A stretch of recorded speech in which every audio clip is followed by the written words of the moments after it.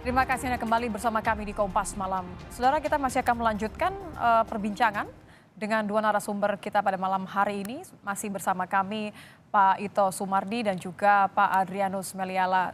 Saya ingin ke Pak Ito terlebih dahulu tadi Pak, mengenai kemudian hak peninjauan kembali yang dimiliki oleh Kapolri.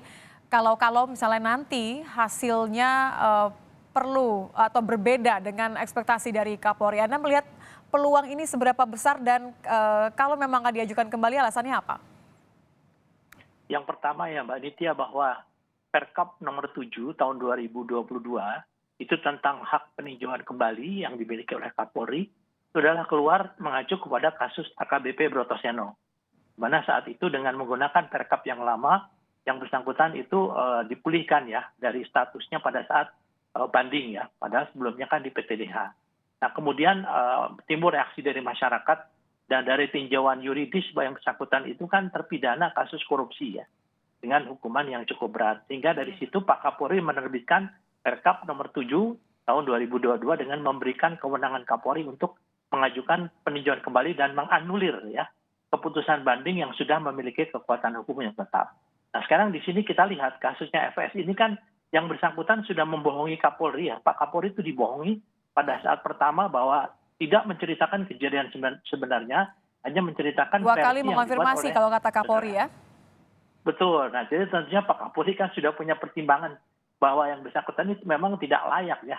Tidak layak untuk apalagi seorang perwira tinggi sampai membohongi seorang Kapolri, kan pasti Pak Kapolri juga tidak akan menerima kalau sampai dengan ini menurut pendapat saya ya. Tapi kalaupun saya dibohongi oleh anak buah saya, apalagi dia berpangkat perwira tinggi, tentunya saya sudah menentukan bahwa yang bersangkutan tidak layak lah yang dikatakan Prof. Adrianus untuk masih tetap memegang statusnya sebagai anggota Polri, karena tidak akan bisa dijadikan teladan buat anggota yang di bawahnya. Itu pendapat saya, Mbak. Nah, ini Ya. masih tersangkut dengan kemudian alasannya kenapa ada hak peninjauan kembali ini. Berarti kan kemudian ada presiden bahwa kasus polisi yang sudah dipecat kemudian banding dan dibatalkan kembali. Anda melihat hal ini seperti apa? Besar harapan bahwa tidak akan ada pengurangan hukuman maupun juga hal yang tidak sesuai dengan keinginan Kapolri, sesuai dengan penyelidikan, begitu ya Pak Ito?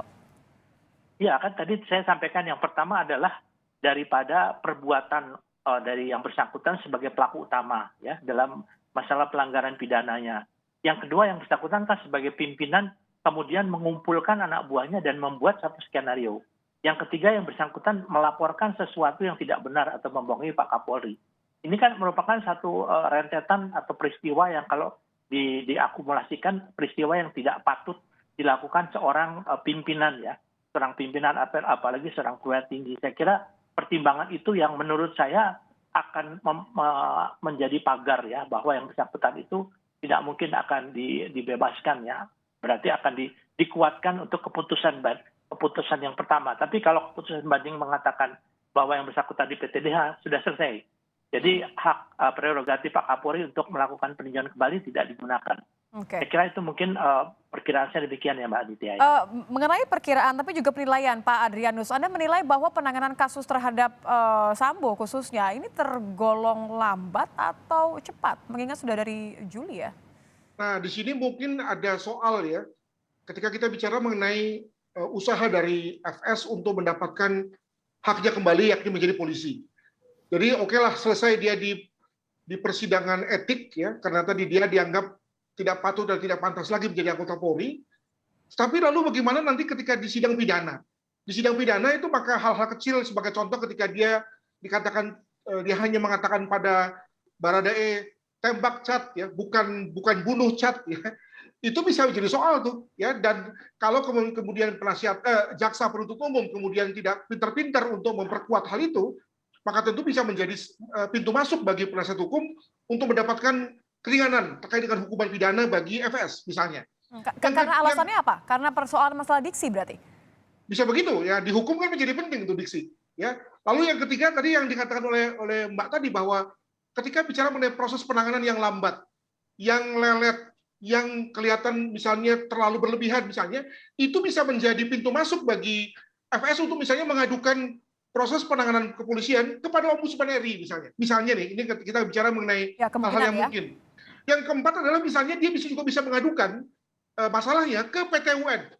Wah, itu hak dia juga tuh. Jadi sekali lagi masih panjang cerita nih, yang kemudian lalu kalau kemudian kita lengah begitu ya, kalau kita pakai kata-kata kita, maka bisa kemudian bisa menjadi sumber atau hal yang meringankan bagi FS. Demikian. Adakah kemudian hal yang luput untuk memastikan bahwa eh, penyelidikan kemudian juga pemberian pasal yang menjerat artinya ini tidak memberikan celah bagi Sambo? Ya, kalau untuk pelaporan kepada Ombudsman, tentu ada hal-hal yang menjadi tekanan. Demikian juga kalau pelaporan kepada PT UN. Memang keduanya itu tidak dibuktikan untuk berjalan bersamaan, harus salah satu. Itu juga hal yang saya kira juga merugikan FS kalau kemudian mau mencoba jalan itu. Nah, kalau kita bicara mengenai konteks pidana, maka pembuatan konstruksi kasus ya itu mesti betul-betul bagus tuh dan diperkuat dengan bukti agar kemudian lalu hakim betul-betul percaya, yakin, dan kemudian lalu misalnya mau memberikan hukuman yang mungkin yang maksimal kepada yang bersangkutan, atas yang bersangkutan, begitu. Jadi seharusnya seperti apa sih Pak Ito, kalau tadi Pak Adrianus menyebutnya ini harus diperhatikan mengenai jalannya nanti sidang pidana nanti gitu. Tapi kalau Anda melihat ini sudah cepat, sudah on track, atau lagi-lagi tergolong lambat? Ya, saya kira begini Mbak, kita kembali kepada sebetulnya kan kasus ini akan menjadi kasus yang sederhana kalau tidak ada pengaburan ya, yaitu bagaimana dia merekayasa tempat kejadian, kemudian barang bukti juga banyak yang dihilangkan, Dirusak, ya? banyak yang dihapus ya. Jadi ini kan membuat kasus ini menjadi rumit ya. Kemudian juga sistem peradilan di tempat kita ini memungkinkan yang bersangkutan untuk mengajukan karena haknya untuk peninjauan kembali ya melalui PT UN. Tadi juga disampaikan kalau di kepolisian kan tidak bisa. Kemudian juga yang ketiga juga dengan adanya sidang kode etik ini sebetulnya bagi penuntut umum ini juga menjadi satu poin yang penting untuk bisa menguatkan unsur pidana yang dikenakan kepada yang bersangkutan, terutama perencanaan. Kan dari obstruction of justice, ya, kemudian menghilangkan barang bukti, merusak barang bukti, itu kan perencanaan. Jadi itu nanti akan menjadi poin untuk di unsur pidananya ke 340-nya, Mbak. Demikian, Mbak. Jadi ini justru malah bisa membantu nanti untuk proses pembuktian nanti akan lebih cepat, begitu ya Pak Ito ya? Betul, betul, Mbak. Oke, saya kembali ke Pak Adrianus. Kalau kemudian sidang etik nanti ini kan sudah selesai, semua banding sudah akan selesai. Menurut Anda pembuktian apa lagi yang dibutuhkan saat ini untuk mempercepat proses? Nah, ini tadi yang saya mau sedikit mengelaborasi apa yang dikatakan oleh Pak Ito ya. Kalau kita bicara mengenai obstruction of justice itu kan sesuatu yang terjadi pasca tidak pidana, yakni tidak pidana pembunuhan. Jadi bukan lagi sesuatu yang memperkuat aspek perencanaannya, karena perencanaan bicara mengenai sesuatu yang bersifat sesuatu yang bersifat sebelum. Nah, apakah hal-hal yang dilakukan sesudah pembunuhan perencanaan itu kemudian lalu bisa menambah aspek perencanaan? Itu kan satu hal yang menurut saya perlu dikaji tuh Pak ya. Sehingga lalu untuk menjawab pertanyaan Mbak tadi, maka kalau memang itu menjadi sesuatu yang bisa bersifat menambah aspek perencanaan, ya menurut saya dikuatkan saja dalam rangka penuntutannya. Perhatikan bahwa obstruction of justice yang dilakukan oleh FS ini kan beberapa nih.